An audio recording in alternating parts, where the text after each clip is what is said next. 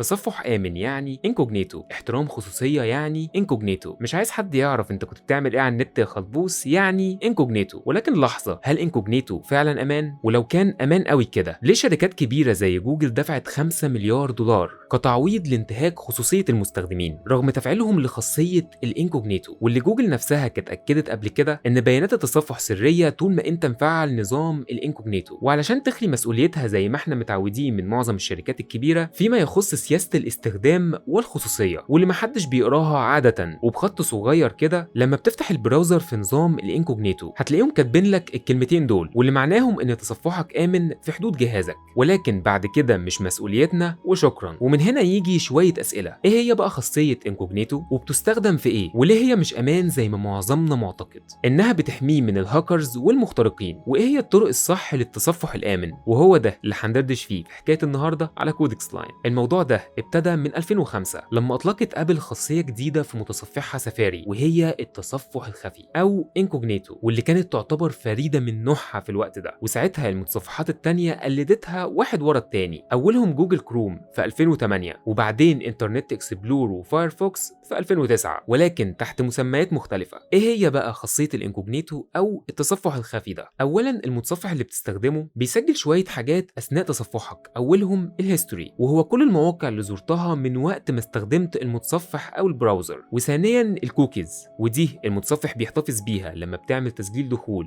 او لوجن لحسابك على اي موقع، علشان ما تضطرش تعمل تسجيل دخول في كل مرة هتزور فيها نفس الموقع. والشيء الاخير هو الكاش، ودي اهميتها انها بتخلي الموقع سريع معاك مع كل مرة بتفتح فيها نفس الموقع، لان المتصفح بيخزن بيانات الصفحات اللي زرتها لفترة محددة، بحيث انك لو زرت الموقع تاني في الفترة دي بيسترجع البيانات من المتصفح بدلا من انه يطلبها تاني من على سيرفر الموقع. والبراوزر او المتصفح بيفضل محتفظ بالحاجات دي الى ان تمسحها انت بارادتك، ومعظمنا مش بيعمل ده كتير. ولكن مع خاصية الانكوجنيتو او التصفح الخفي واللي موجودة في كل المتصفحات دلوقتي، واللي تقدر تفعلها بكل سهولة عن طريق انك تفتح المتصفح وبعدين تضغط كنترول شيفت ان، او هتلاقيها في القائمة اللي فوق دي، واللي بمجرد تفعيلك للخاصية دي المتصفح مش بيسجل اي تحركات ليك، لا هيستوري ولا كاش ولا حتى كوكيز. والاستخدام الاشهر على الاطلاق لخاصية التصفح الخفي او الانكوجنيتو هو في التسوق الالكتروني، عشان تتجنب اي حد انه يسرق بيانات الفيزا بتاعتك، وده لو بتشارك الجهاز مع اكتر من شخص، لانك لو ما عملتش كده البيانات دي هتفضل على البراوزر واي حد تاني هيستخدم الجهاز يقدر يستخدم بيانات الفيزا. وشيء اخر ان معظم مواقع التسوق الالكتروني بتتبع المنتجات اللي زرتها وبتفضل تزعجك بعد كده طول الوقت باعلانات ورسائل على موبايلك عن المنتجات دي. يعني ممكن نقول انهم بيتبعوا مبدأ الزن على الودان امر من السحر. وكمان الخاصية دي بتستخدم من قبل مطورين المواقع او الويب ديفلوبمنت لاختبار اداء وسرعة الموقع بشكل دقيق،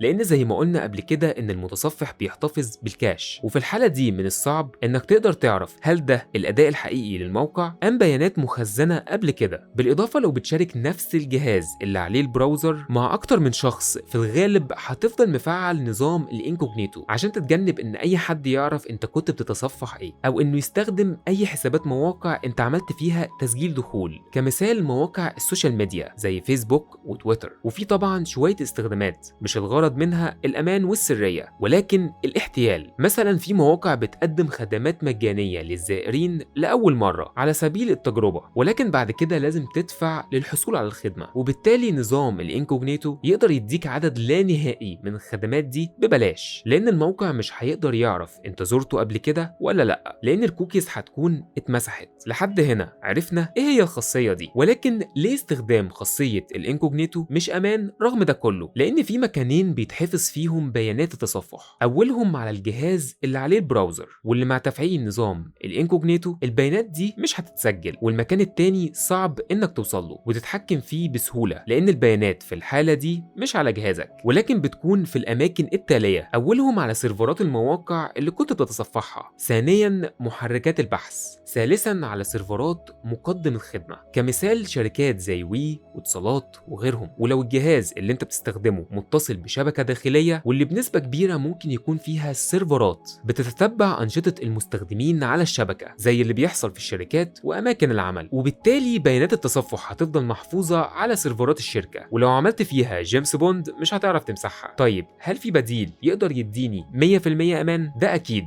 وفي بدايل كتير. أولهم البروكسي سيرفرز أو الفي بي إن، وده فايدته هو إخفاء هويتك على الإنترنت عن طريق إخفاء الاي بي الخاص بجهازك. والاي بي زي رقم البطاقة بتاعتك، يقدر المتتبع عن طريقه إنه يعرف مكانك وبالتالي هويتك. ولكن مع استخدام الفي بي ان حتى لو بيانات التصفح بتاعتك وقعت في ايد اي حد مش هيعرف بتاعت مين، بالاضافه الى ان اغلب سيرفرات الفي بي ان بتشفر البيانات قبل ارسالها على الشبكه الى الطرف الاخر. وللاسف الفي بي ان مش مجاني، ولكن في بديل اخر مجاني واكثر امانا وهو متصفح تور، وهو امان اكتر لان البيانات المرسله مش بتفوت على سيرفر واحد زي الفي بي ان، ولكن بتمر على شبكه كبيره من الاجهزه اسمها نودز الى ان توصل للوجهه النهائيه. وخط سير البيانات بين الأجهزة دي بيتغير كل شوية، فمن الصعب جدا إن حد يتتبعك. وعشان كده هو مشهور قوي في تصفح مواقع الدارك ويب واللي بتقدم خدمات غير قانونية زي بيع المخدرات والأسلحة وأشياء من هذا القبيل. ولكن مع استخدام الطريقة دي في عيب واحد، وهي إن سرعة الإنترنت هتبقى أبطأ من المعتاد بشكل ملحوظ، وده بيعتمد على سيرفرات الفي بي ان المستخدمة. ولو بتستخدم متصفح تور ساعتها بيعتمد على طول الطريق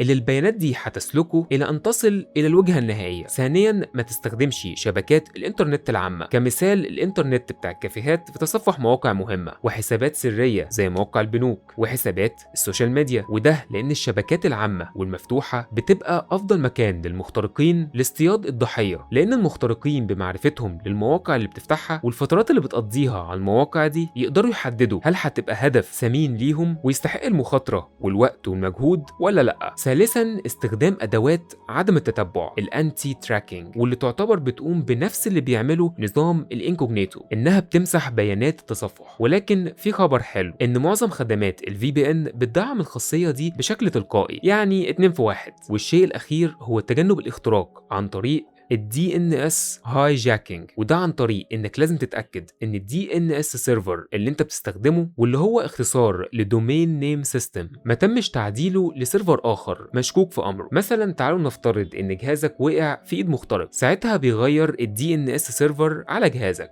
الى اي بي لدي ان اس سيرفر خاص بيه، وبالتالي اي موقع هتتصفحه البراوزر هيروح يطلب الاي بي بتاع الموقع اللي عايز تفتحه من الدي ان اس سيرفر بتاع المخترق، وبالتالي بكل سهولة المخترق يقدر يوجهك للمواقع اللي هو عايزها واللي في الغالب بتكون وهمية واللي غرضها سرقة حساباتك بالإضافة لتتبع حركاتك على الشبكة. ولكن نخلي بالنا إن لو جهازك متفيروس بميل وور مثلا ساعتها كل الخطوات اللي فاتت دي مش هتقدر تحميك. وعشان كده لازم تشوف الحكاية بتاعتنا اللي فاتت واللي اتكلمنا فيها قبل كده عن إن ليه الأنتي فيروس مش بيقدم لنا حماية كافية وإزاي نقدر نأمن نفسنا من الفيروسات. وفي النهاية خلينا متفقين إن مفيش أمان بنسبة 100% على شبكة الإنترنت، ولكن في شوية طرق زي اللي ذكرناها تقدر تقلل من خطر سرقة البيانات. ولحد هنا خلصت حكايتنا، واشوفكم في الحكاية اللي جاية.